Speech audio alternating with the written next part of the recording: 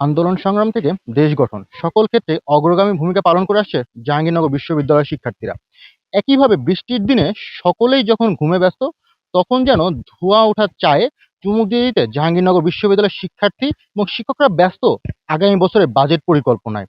আজ আমরা জাহাঙ্গীরনগর বিশ্ববিদ্যালয়ের শিক্ষার্থী এবং শিক্ষকদের কাছে শুনবো আগামী বাজেট সম্পর্কে তাদের প্রত্যাশা কি, তারা কেমন বাজেট চান, তারা নতুন বাংলাদেশের বাজেট সম্পর্কে কি বলতে চাচ্ছে। গণ অভ্যুত্থান পরবর্তী সময়ে একটা আসলে সবার কনসার্ন থাকে যে আমাদের বাজেট নিয়ে, বাজেট কনসার্ন নিয়ে, যে অ্যাকচুয়ালি বাজেট উন্নতিকরণের ক্ষেত্রে আসলে আপনি কোন দিকে মনোযোগ করবেন। তো স্বাভাবিকভাবে একজন বিশ্ববিদ্যালয় শিক্ষার্থী হিসেবে আমি মনে করছি যে আমাদের শিক্ষা অঙ্গন কিংবা শিক্ষা প্রতিষ্ঠানগুলোকে বাজেট বৃদ্ধিকরণে অবশ্যই সরকারকে মনোযোগ দেওয়া উচিত। এই কারণে আসলে বলছি, কারণ স্বাভাবিকভাবে আমরা মনে করি যে আমাদের বিশ্ববিদ্যালয়ের আসলে মেজর একটা পার্ট আমরা হচ্ছে গিয়ে পড়াশোনা শেষে আসলে গবেষণা করতে চাই, বা এই আগ্রহের জায়গাটা আসলে আমাদের প্রত্যেকের আছে। তো যখন আসলে আমরা যাই তখন আসলে একটা জিনিসের আমরা অনেক বেশি ফেস করি, এবং সেই জায়গাটা হচ্ছে গিয়ে এটা, যে যখন আসলে আমরা গবেষণার দিকে যাই তখন একটা কথাই শুনতে হয় যে বাজেট নাই, এই পাবলিকেশন এর ঝামেলা, এটা ঝামেলা, এটা সেটা ঝামেলা। তো এই যে এই জায়গাগুলো, তো মানে গণ অভ্যুত্থান পরবর্তী সময় একজন শিক্ষার্থী হিসেবে তো আসলে এটা অনেক বেশি চাবো যে আপনার বাজেট শিক্ষাঙ্গনে আসলে বৃদ্ধিকরণের দিকে মনোযোগ দিবেন। এবং সেকেন্ড, একটা রাষ্ট্র গঠনের ক্ষেত্রে আপনার সামরিক যে অঙ্কন, দেশ পরিচালনার ক্ষেত্রে, দেশকে আরো সুগঠিত করার ক্ষেত্রে, সামরিক অঙ্গনে আরো বেশিভাবে সুদক্ষভাবে পরিচালনার ক্ষেত্রে, সেই ক্ষেত্রে আপনার বাজেট বাড়ানোর দিকে সরকারকে মনোযোগ দিতে, এটা অ্যাকচুয়ালি আমার আহ্বান বা আমার মানে অভিব্যক্তি হিসেবে আসলে আমি এটা জানাবো। এবং আরেকটা ব্যাপার আসলে, যেটা আসলে যদি আমি গত বছরের সাথে এই বছরের যদি বাজেটের তুলনা করি, যে ভর্তুকি আসলে অনেকাংশে কমেছে। এবং এই কমার কারণে যেটা হচ্ছে যে আপনার প্রতিদিনের নিত্য প্রয়োজনীয় যে দ্রব্যাদি তার মূল্য আসলে অধিক হারে বৃদ্ধি পেয়েছে। এবং সেই জায়গা থেকে একজন বিশ্ববিদ্যালয়ের শিক্ষার্থী, এবং এবং দেখেন বিশ্ববিদ্যালয়ে কারা আসে, মধ্যবর্তী শিক্ষার্থীদের এখানে অনেক পার্সেন্টেজ বেশি থাকে। তো এই জায়গা থেকে একজন মধ্যবর্তী শিক্ষার্থীর কাছে যে দৈনন্দিন আপনার যে প্রাইজের রেটটা এত পরিমাণে বাড়ছে, স্বাভাবিকভাবে এই জায়গাটা আসলে আমাদের সাথে সহনশীল না। এবং আসলে প্রশাসন তো নয়, আসলে সরকারকে আসলে এই দিকে দৃষ্টিপাত করতে বলবো, যে পরবর্তী বাজেট নির্ধারণের ক্ষেত্রে যেন এই বিষয়টা অনেক বেশি আকারে কনসার্ন আকারে দেখে, যে বাজেটে আমাদের প্রতিদিনের নিত্য প্রয়োজনীয় দ্রব্যের হার যাতে আসলে কমে, যাতে আসলে আমাদের মতো মধ্যবর্তী শিক্ষার্থী সবার জন্য আসলে এটা আমরা অ্যাভেলেবেল ভাবে থাকতে পারি বা কিনতে পারি, বা আমাদের কাছে এক্সট্রা একটা বার্ডেন মনে না হয়। সো পরবর্তী বাজেট নির্ধারণে আমাদের সরকার, আমরা আশা করব যে এই ব্যাপারগুলোকে কনসার্ন হিসেবে রাখবেন। বিগত ছাত্র জনতার আন্দোলনে যারা শহীদ, তাদের প্রতি গভীর মাগফিরাত কামনা করছি, যারা আহত তাদের আশু রোগ মুক্তি কামনা করছি। এই ধারাবাহিকতায় বলতে পারি যে আমরা আসলে একটা পরিবর্তনের মধ্য দিয়ে যাচ্ছি। আমরা যে নতুন বাংলাদেশ পেয়েছি সেটা একটা পরিবর্তন সব দিক থেকে হওয়া উচিত। তার মধ্যে বিশ্ববিদ্যালয় তার থেকে বাইরে নয়। আমি মনে করি বিশ্ববিদ্যালয়ের সার্বিক শিক্ষা গবেষণা দুটা বেশি উন্নত হওয়া দরকার। বিশেষ করে আমরা জানি বিশ্ববিদ্যালয়ের মেইন ভিশন হচ্ছে একদিকে একাডেমিক এক্সেলেন্সি, অন্যদিকে হলো গবেষণার উন্নতি সাধন করা। তো ধারাবাহিকভাবে যে গবেষণা বিশ্ববিদ্যালয় হচ্ছে, আমি মনে করি বিপ্লবিত পরবর্তী পরিস্থিতিতে সেটা আরো বেগবান হওয়া দরকার এবং সেটা আরো শাণিত হওয়া দরকার, এই কারণে যে আমরা যোগ উপযোগী গবেষণা করতে চাই। এবং সেই হিসেবে আমরা জাহাঙ্গীরনগর বিশ্ববিদ্যালয় চেষ্টা করছি সব দিক থেকে যেন এই গবেষণাকে আরো বেশি প্রাধান্য দিয়ে একাডেমিক এক্সেলেন্সের সাথে সাথে গবেষণার উৎকর্ষ সাধন করা যায়। এবং সে উদ্দেশ্যে আমরা চেষ্টা করছি যে বাংলাদেশ সরকারের যে আসলে বাজেট, সেটা তো ইউজিসির মাধ্যমে আসে। আমরা কন্টিনিউয়াসলি চেষ্টা করছি যে ইউজির সাথে যোগাযোগ করছি। আমরা প্রশাসনের পক্ষ থেকে ভিসি মহোদয়ের নেতৃত্বে আমরা দুজন প্রফেসর এবং ট্রেজারার সহ আমরা সবাই বিশ্ববিদ্যালয়ের ইউজিসির যে সভাপতি, চেয়ারম্যান, ওনার সাথে দেখা করেছি। ওনাকে বলার চেষ্টা করেছি যে গবেষণার ক্ষেত্রে যেন আমরা উৎকর্ষ সাধন করতে পারি, সেই হিসেবে বাজেট যেন রিএলোকেট করা হয়। গণঅভ্যুত্থান পরবর্তী সরকার বাজেট এই প্রণয়নে জনগণের আশা এবং আকাঙ্ক্ষার যেই প্রতিফলন সেটি ঘটাবে এবং প্রকৃতপক্ষে দেশের উন্নয়ন হয়, শিক্ষা ব্যবস্থার উন্নয়ন হয়, দরিদ্র জনগোষ্ঠীর উন্নয়ন হয়, এরকম একটি সুষম বাজেট প্রণয়ন করবে। আমাদের সবচেয়ে দুঃখজনক ব্যাপার হলো যে আমাদের শিক্ষা খাতে যেই বাজেট হয় সেটি আমরা বিগত বছরগুলোতে দেখে আসছি যে কখনোই 2% যায় না। আমরা ২০০০ যে ২৪-২৫ অর্থবছরে যে বাজেট প্রণয়ন করা হয়েছিল সেখানে জিডিপির ১.৬৯% ছিল শিক্ষা খাতের বাজেট। এবং তার আগের বছরে ছিল ১.৭৬। অর্থাৎ আমরা দেখি যে জিডিপির হিসাবে বাজেটে যে বরাদ্দ সেটা কমেছে। এবং একই সাথে আমরা যদি দেখি যে এর মধ্যে আবার বাংলাদেশে যে বিশ্ববিদ্যালয়গুলি আছে সেটি চলে বিশ্ববিদ্যালয় মঞ্জুরি কমিশনের মাধ্যমে। তো তার জন্য বাজেট হচ্ছে মাত্র 11 থেকে 12 হাজার কোটি টাকা।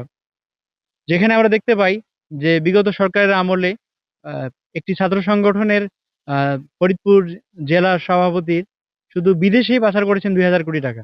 তো সেখানে আমরা জাহাঙ্গীরনগর বিশ্ববিদ্যালয়ের জন্য বাজেট দেখি 300 কোটি টাকা, ঢাকা বিশ্ববিদ্যালয়ের জন্য 800 কোটি টাকা।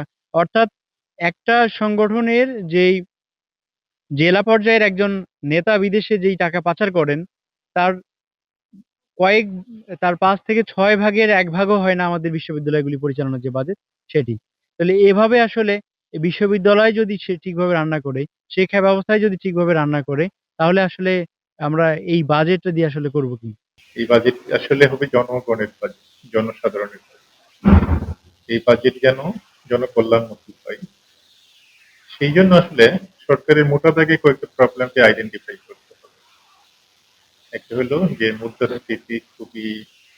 মুদ্রাস্ফীতির ফলে নিম্ন আয়ের লোকজন এবং যারা স্টেট ইনকাম,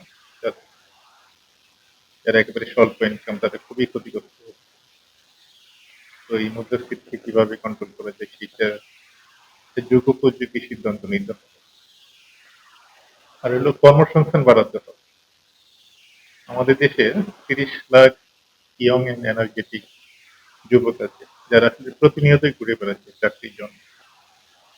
তো সরকারের এবং আমাদের যে বিনিয়োগের পরিবেশটা, সেই বিনিয়োগের পরিবেশ যদি অনুকূলে নিয়ে আসা যায়, সরকারি বিনিয়োগ এবং বেসরকারি বিনিয়োগ, দেশীয় বিনিয়োগ এবং আন্তর্জাতিক বিনিয়োগ, এই পরিবেশগুলো অনুকূলে নিয়ে আসতে হবে। বিনিয়োগের বাধাসমূহ দূর করতে হবে, তাহলেই কর্মসংস্থান বাড়বে। আর শিক্ষার ক্ষেত্রে যে বাজেট দেওয়া হয়, আসলে আমাদের বাজেটের বেশিরভাগ অংশই ব্যয় হয় প্রশাসনিক কাজে, বেতন ভাতা, সম্মানী পরিশোধ। আসলে আমাদের বাজেটে লক্ষ্য রাখা উচিত যে গবেষণা খাতে যেন বরাদ্দ বাড়ানো যায়। আপনি দেখেন বিশ্ববিদ্যালয়ে যে বাজেটটা দেওয়া হয়, তার 80% খরচ হয় এই কর্মকর্তা কর্মচারীদের বেতন ভাতা পাওয়া।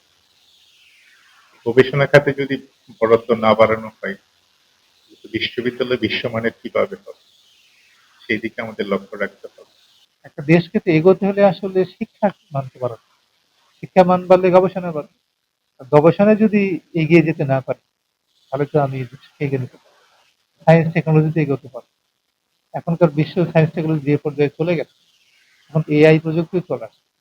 এটার সাথে প্রভাব করতে হলে তো বাজেটে একটা অবশ্যই বৃদ্ধি খুব জরুরি। কিন্তু আনফর্চুনেটলি বর্তমান এখন আমি ট্রেজার হিসেবে বাজেটের বিষয়টা ফেস করছি। সরকার অর্থ মন্ত্রণালয় থেকে ইউজিকে টাকা দেয়, ইউজিসি আমাদের কাছে বরাদ্দ দেয়। ইউজিসি কিন্তু এবারে গতবার বাজেট কমিয়ে দিয়েছে, সংসদীয় বাজেটও কিন্তু কমিয়ে দিয়েছে, যেটা আমাদের কিন্তু ভাবার, যে আমরা শিক্ষা গবেষণার কাজ কি করবো। আমরা বিভিন্ন বিভাগ ইনস্টিটিউটের সভাপতি পরিচালকের সঙ্গে মিটিং করেছি বাজেটের উপর। তারা কিন্তু বিভাগ থেকে তার ডিমান্ড উপস্থাপন করেছে যে অ্যাজ এ ট্রেজারার আমি কিন্তু বাজেট বাড়াতে পারছি না। আমি জানি, আমি তো শিক্ষক, কিন্তু আনফর্চুনেটলি আমরা কিন্তু বাজেট বাড়াতে পারি না। কিন্তু শিক্ষাকে এগোবো কিভাবে? অনেকগুলো বিভাগ আছে যেগুলো ল্যাব, শিক্ষকরা প্রতিদিন বলছে স্যার আমাদের ল্যাবের সাপোর্ট দেন, ল্যাবগুলো গুছিয়ে দেন, ল্যাবগুলো করে দেন, কিন্তু আমরা তো দিতে পারছি না।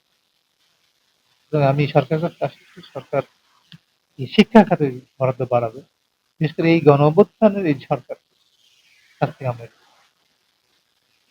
নাহলে কিন্তু সত্যিকারের অভ্যুত্থানের যে সফলতা এটা কিন্তু হবে। শুধু সুষ্ঠু নির্বাচন করলাম, সরকার আসলো, দেশের উন্নতি কিন্তু করবে।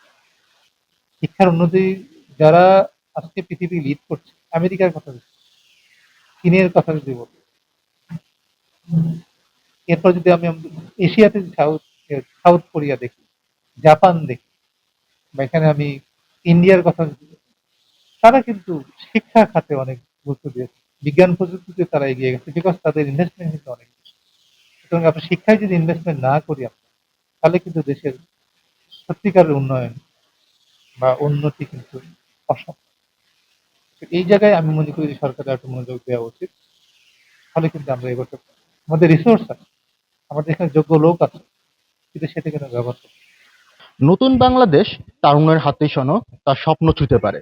তাই এবার বাজেটে তারুণদের কথা, তারুণদের প্রত্যাশা যেন আকাশচুম্বী। ঠিক একইভাবে জাহাঙ্গীরনগর বিশ্ববিদ্যালয়ের শিক্ষার্থীরাও দাবি করছেন নতুন বাজেট যেন হয় সাধারণ মানুষের বাজেট।